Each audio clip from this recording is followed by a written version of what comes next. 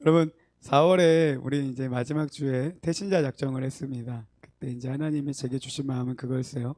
행축을 왜 하니? 기억하세요? 제가 그런 설교를 했습니다. 저는 청년부 부흥이라고 외쳤는데 하나님 제 내면에 보여주신 마음은 뭐였냐면 그냥 사람들 많이 나오는 거 이거를 회개했고 다시 물으셨어요. 행축을 왜 하니? 청년들에게 전도를 왜 이야기를 하겠니? 라는 말에 전도는 내가 그리스도님을 선언함과 동시에 나를 지키는 힘이라고 이야기를 했습니다. 기억하시죠? 그래서 제가 이런 제목을 했어요. 전도는 교세 성장이 아닌 교세 성장이 아닌 신앙의 성장이다. 여러분들 자신을 지키기 위해서 태신자를 작정하시고 삶의 곳곳마다 예수 그리스도를 믿는 자라고 선언하시고 이게 전도라고 했죠. 그렇죠? 네, 그래서 5월 달에는 제가 신앙 성장과 영적 성숙을 위해서 말씀을 전하겠다고 했어요. 그래서 원래는 5월 첫째 주에는 어린이 주일이고 둘째 주에는 뭐죠?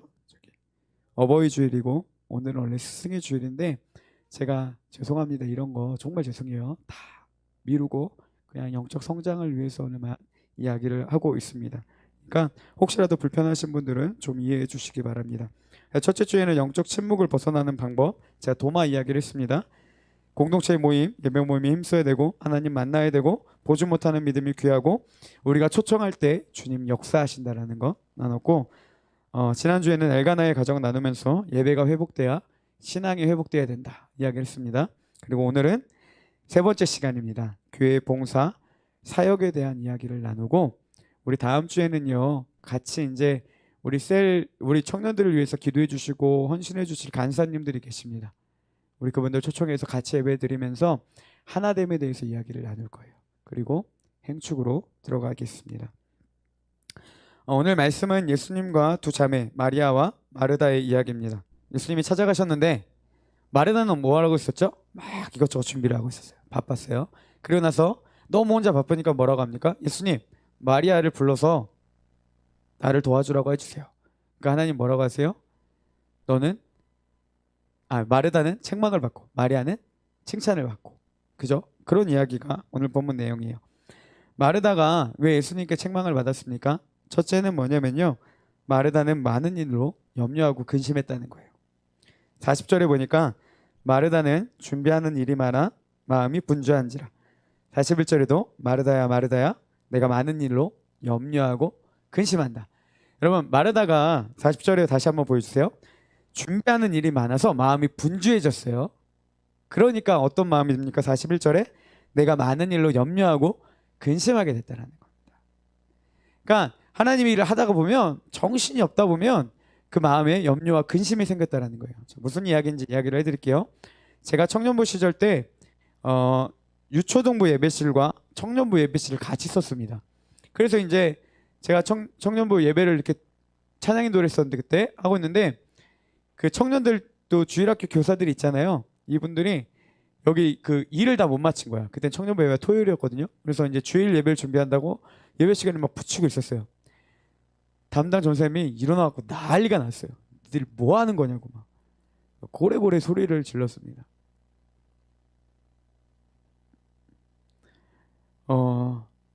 일에 치이다 보면요 뭐가 우선순위인지를 잃어버리는 거예요.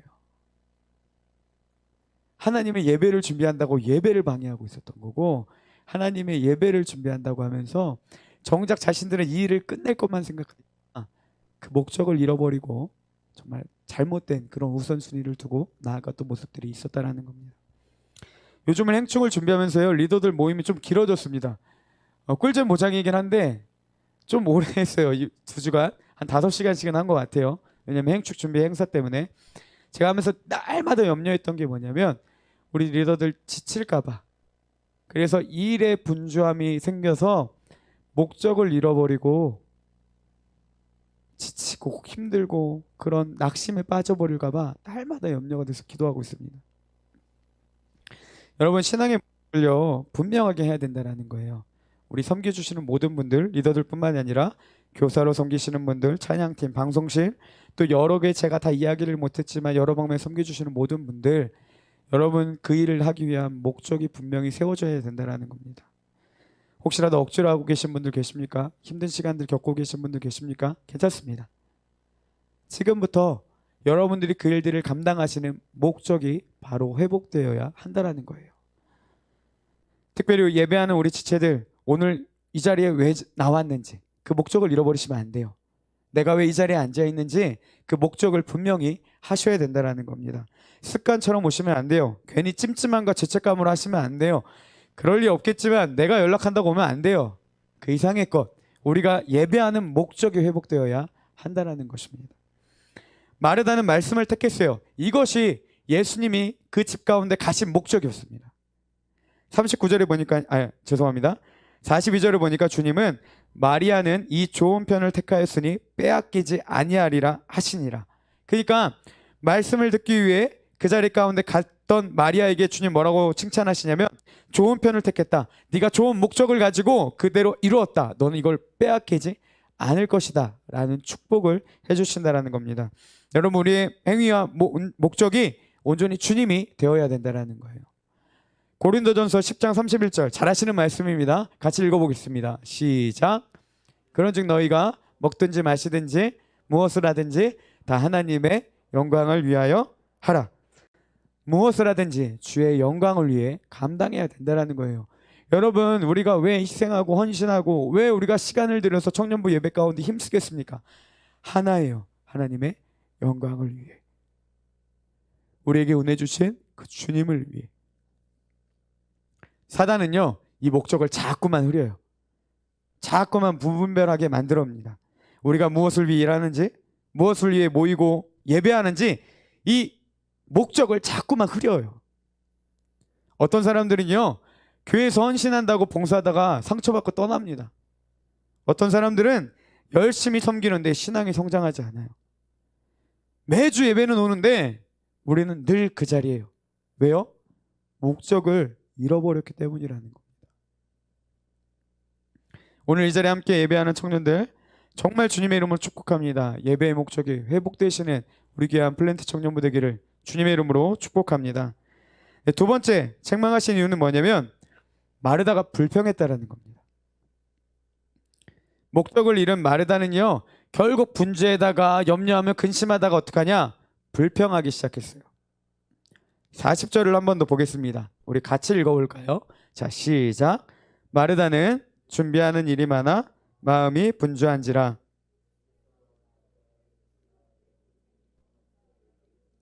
생각하지 아니하시나이까 그를 명하사 나를 도와주라 하소서. 마르다가 예수님께 불평합니다. 뭐라고 해요? 예수께 나아가 이르되 주님 왜 내비두냐는 거예요. 이걸 원어적으로 표현으로 보면 어떤 소리냐면 그냥 말한 게 아니라요, 큰 소리로 모든 사람이 다 들릴 정도로 외쳤다라는 의미를 갖고 있습니다. 그러니까 엄청나게 큰 소리로 마르다는요, 예수님께 불평을 하고 있었다는 거예요. 불평을 통해 어떤 모습들이 나타내냐? 첫 번째는 뭐냐면 마르다는 마리아를 미워하며 정죄했습니다. 여러분, 문제는 누구에게 있었습니까? 마르다에게. 왜요? 목적을 잃어버렸으니까. 근데 마리아는 좋은 편을 택했고 예수님께 칭찬을 받았어요. 근데 마르다는 어떻게 생각했습니까? 내 문제가 아니라 얘 문제라는 거예요. 목적을 잃은 마르다의 원망과 불평이 결국 잘하는 사람들까지도 정죄해야 하는 그런 상황에 빠집니다. 두 번째 뭐냐면 마르다는 심지어 예수님을 정죄했습니다. 원망했어요. 왜요? 나는 혼자 죽으라고 일하는데 예수님, 마리아가 말씀 듣고 있는데 왜 걔 내외로 두냐는 거예요. 와서 도와야지. 예수님은 왜 갔습니까? 말씀 전하러. 근데 마르다는 뭐라고 불평하는 거예요? 그게 목적이 아니라 일을 해야 된다는 거예요. 예수님 잘못됐다라는 겁니다. 이처럼 원망과 불평은요, 특징이 뭐냐? 우리의 분별력을 흐리게 만들어 버립니다. 뭐가 옳고 그른지를 잊게 만들어 버려요. 교회에서도 늘 그렇습니다. 여러분, 불평하는 사람들, 반대하는 사람들 틀린 말 하나도 없어요. 근데 안타까운 게 뭔지 아세요? 그 사람들이 자꾸 시간이 흐르잖아요. 그러면 나중에는 정당화지지가 않아요. 자기랑 다르면 다 잘못됐대요. 기준이 내가 돼버려요. 왜요? 원망과 불평은요, 분별력을 흐리게 만들어 버려요. 나중에는 자기 의견과 틀리면 다 잘못됐다라는 거예요.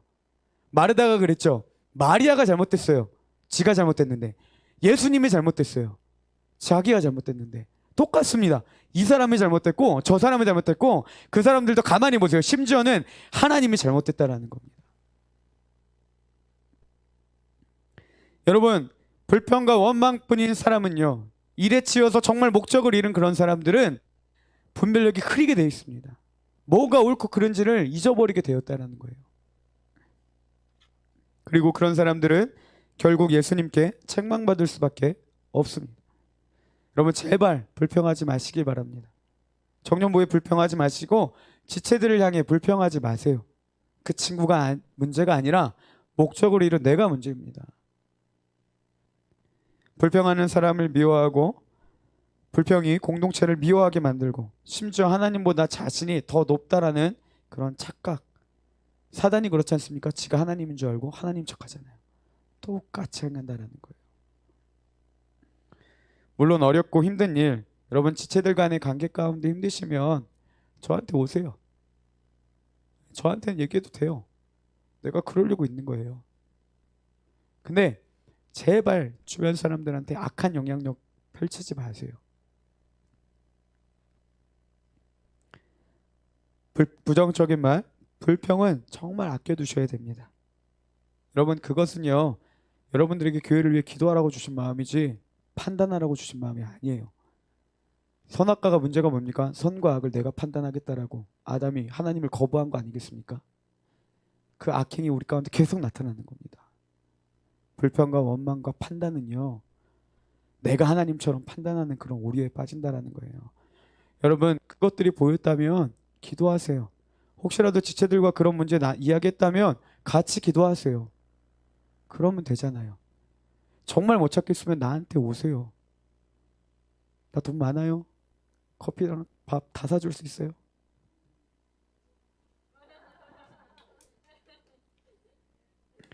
아시겠죠? 하나님이 기도하라고 주신 마음입니다. 절대 그런 일들로 분별력을 잃어버리시면 안 되겠습니다. 오늘 말씀을 결론 맺겠습니다. 안심하지 마세요. 조금 깁니다. 사실 말씀을 준비하면서 자꾸 특정 인물들을 이렇게 얘기해서 미안한데 우리 리더들을 정말 축복하고 위로해주고 싶었습니다. 또한 우리 부장 집사님을 비롯해서 우리 찬양팀, 방송팀, 헌금으로 섬겨주는 우리 도현 형제, 우리 광고 목소리 안지 얼마 안 됐지만 고은 자매, 또 같이 꾸며주는 우리 규준 형제, 이 외에도 제가 다 거론할 수 없지만 헌신해주고 수고해주시는 우리 지체들, 말씀을 통해 힘을 주고 위로해주고 싶었습니다. 제가 처음에 전도사 사역할 때 너무 힘들었어요. 뭣도 모르고 했으니 나이도 어렸어요.